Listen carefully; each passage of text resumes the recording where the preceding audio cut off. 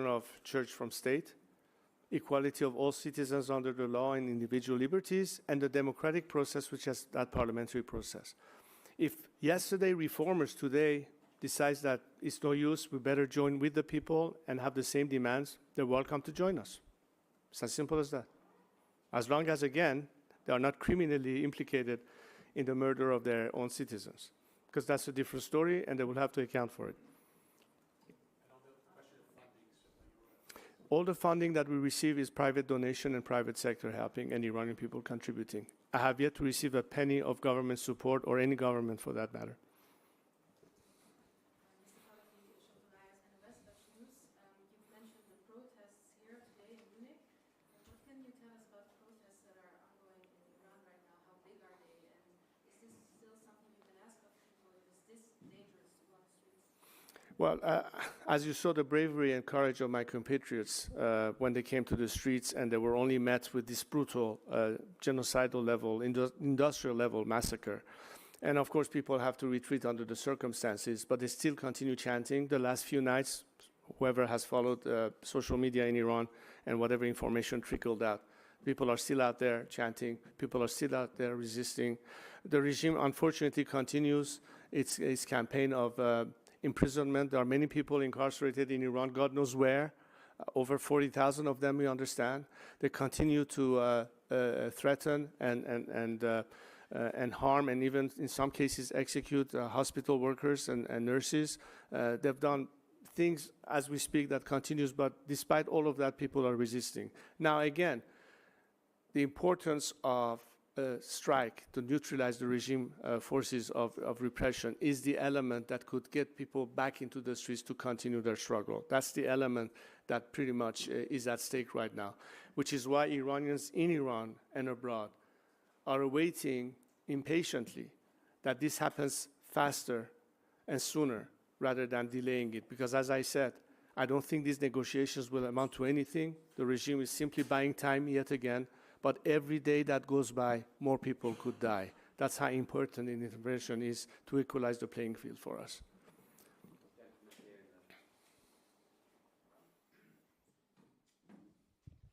Luc André for the French newspaper L'Opinion.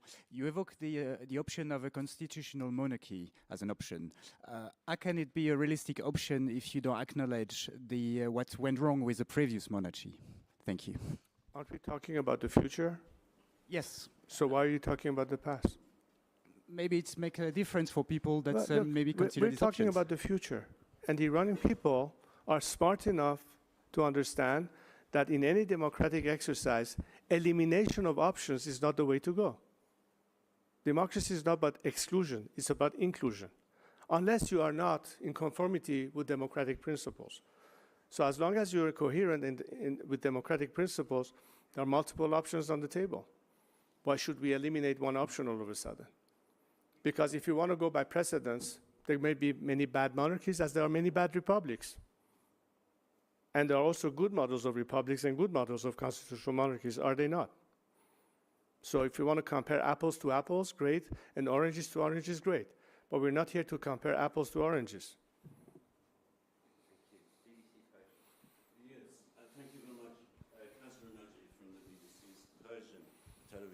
I just wondered, you said your compatriots have called on you to lead this transition period, but that's obviously not the case. There are a lot of people who don't support you within Iran and outside Iran. My question is, why have you not been able to unify these people? Why is it that you're not the voice of all of the Iranian people? Why is it that Western countries are not supporting you or endorsing you as the voice of the Iranian opposition? Thank you very much. Well, this is a very typical question I expect from the network that you represent. Look, you say it's not true. You tell me, have you heard any other names called in Iran other than mine? There have been other people who but have you had your chance. Your name. You asked the question. Yeah.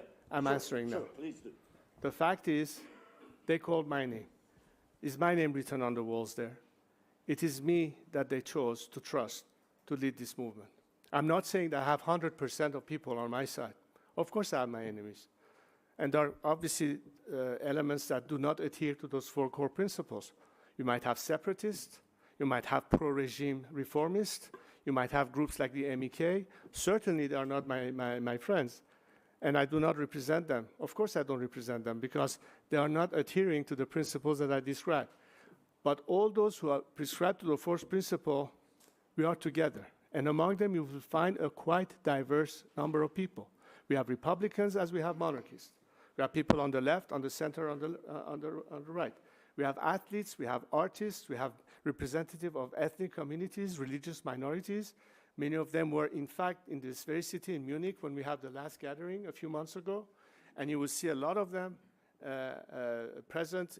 In fact, today, in the demonstrations that are set for Munich, they will be speaking to the crowd, and there'll be, in fact, quite a diverse array of people. If you want proof, go and check it out, and you'll see that, unlike your premise, in fact, it is quite diversified, and a lot of people are supporting, and they're supporting my leadership. Many of them understand that I'm a bridge to that destination. They support me today, even though tomorrow they may vote for their preferred system of government. And I'm not here to advocate for monarchy or a republic. As a matter of fact, I told them, as an honest broker, I'm remaining above the fray. My position is neutral towards the outcome. Let the Iranian people, by the ballot box, determine their majority wish for the ultimate system they want to have. And if we all respect the democratic process, we should also respect the ballot box and the result of that free election. That's all I'm asking for. Not just the Iranian people, but for the international community, particularly democratic society, to value. Because this is something that they have in their own countries. That's exactly what we want to have in our own country as well. And the Western countries? That's what I said. Free democracies, first and foremost. Why are they endorsing? Because I'm not asking for an endorsement. I'm not asking for a personal endorsement. I'm asking them to support the Iranian people and back them on their right to determine their own future. As opposed to say, we are still going to side with the regime and try to appease it, which has never given the people an actual chance for true and meaningful elections. Because there's no such thing in Iran as free elections or the ballot box. It's a mockery of democracy. It's shameful to pretend that there's actual elections in Iran. Nobody, they will laugh at you if you were to suggest that to any Iranians inside Iran. Some people in the outside world may be fooled, but you know, you cannot fool all of the people all of the time. At some point, it's going to blow in their face.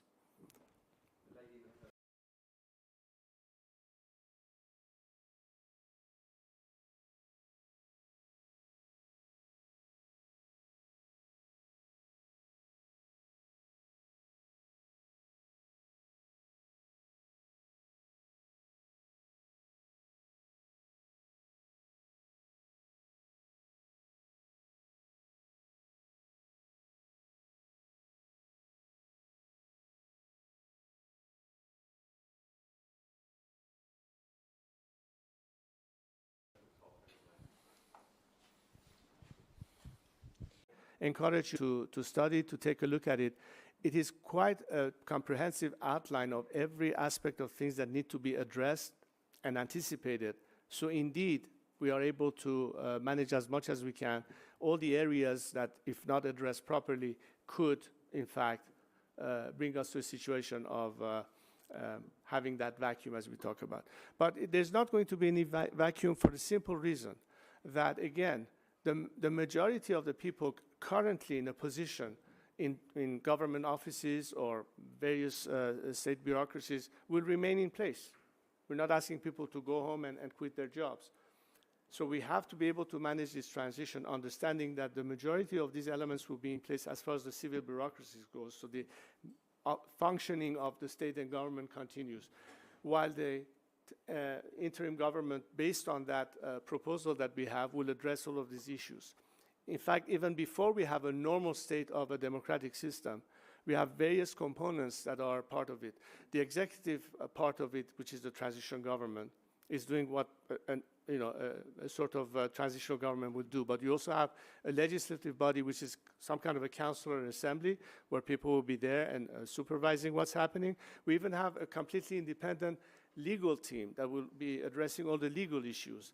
So we already are incorporating, even in the transition phase, some kind of a checks and balance, precisely to make sure that we're not leaving any stone uncovered. And speaking of the legal part, it's very important because I think, especially after this genocide, there's a lot of fact-finding that needs to be done. But we have had various models that we are implementing in the case of the Iran scenario in terms of transitional justice, in terms of truth and reconciliation, what to do with the remnants of the regime, those who are criminally responsible. All of these issues are at play. The point is to make sure that we have